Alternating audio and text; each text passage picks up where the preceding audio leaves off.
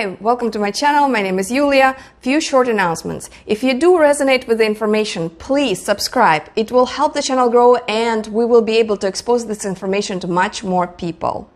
Also, if you are interested in winning a free t-shirt, I'll be giving away 2 free t-shirts every month. So go into the description box below, click on my merch store, pick any design you want and the name of that design, put into the comment section below under any video throughout the entire month, and I'll pick 2 winners and we'll announce them on the first of each month. If you are interested in private consultation or in my book, information is down below. So the question today is it better and more optimal to eat raw foods, and I'd say specifically raw vegan, or is it better to eat cooked and processed foods? And why I formulated this question is that I cannot just say raw foods because I cannot imagine eating raw meat or raw fish, even though I understand that a lot of people are eating sushi and it's totally fine for them. I don't think that it's very conducive for our health promotion. There is one thing that really kind of throws me off is that we are not capable of killing parasites. So our stomach acid is not strong at all. So it will not kill any parasites or, little larvae, and they're encapsulated in protective shell or egg or something. Your body will not be able to kill any of those parasites, so they will have time to go into your body, to go into your intestine, into your small intestine, hatch in there, attach in there, or whatever.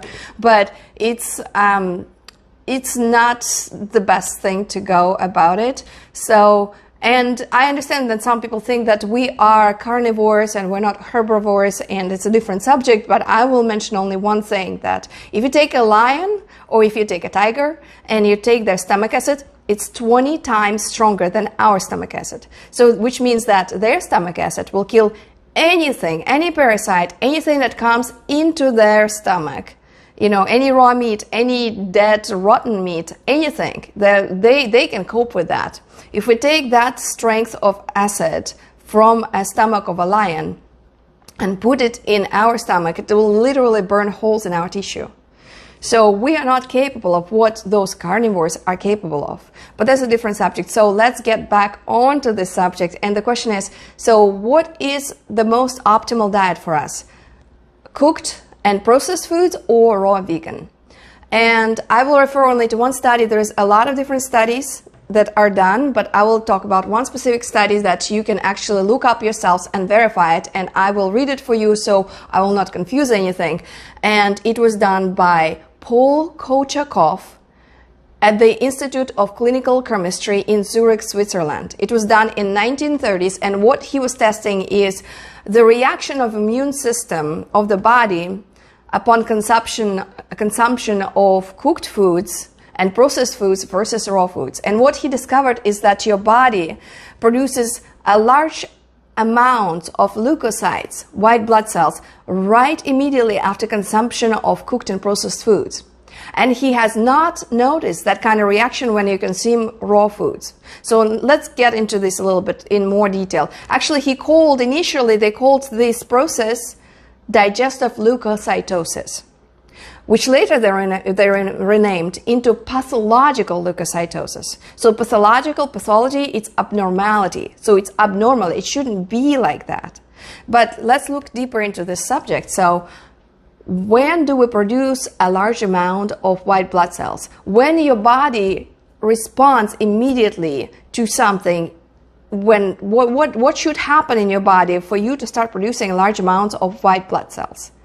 And the answer is when you have infection, when you have some kind of inflammation, when you have some kind of breakage, damage, when you in general have some kind of trauma or chronic even issue, right? In any part of your body, wherever it happens, your body right away throws a lot of white blood cells to address the issue. So when we look at it this way, then when you put cooked or processed food in your stomach, and it's in there and your body right away reacts to it like as if it's poison or something dangerous for you or something that it has to cope with, and produces a lot of white blood cells, that's for me a sign that your body does not react to it as if it's something healthy for you. And if you consume raw foods and your body does not produce white blood cells, there is no pathological leukocytosis happening when you eat raw vegan foods, that means that maybe that's the healthier and better choice. And I'll tell you one thing, if you stick with raw vegan diet, though you should know the pyramid of it as well, because a lot of people just throw themselves at it and they say, oh, I'm raw vegan, and the next day, you know, they're sicker than they were before, because I experienced so many people mixing such weird things in their diet without knowing the pyramid that they actually do more damage to their body than healing. And then they say, oh, well, raw vegan doesn't work. It works provided you know what exactly you're doing with yourself. But I promise you, if you stick with 90% of raw vegan lifestyle, you'll be amazed what changes in your health, which kind of detoxing will happen, which kind of changes will happen with you. Because if you step away, let your body do its work, then it will be able to cope with even chronic health issues, provided you don't keep in different encumbrances, like throwing all sorts of stuff at it and expect it to actually manage all of it and not keeping breaking down.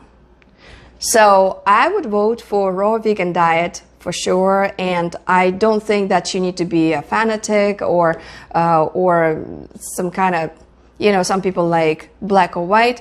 Of course, you can follow the wagon once in a while and have steamed veggies or something, but the question is, how far will you go down the rabbit hole if you wanna get better health?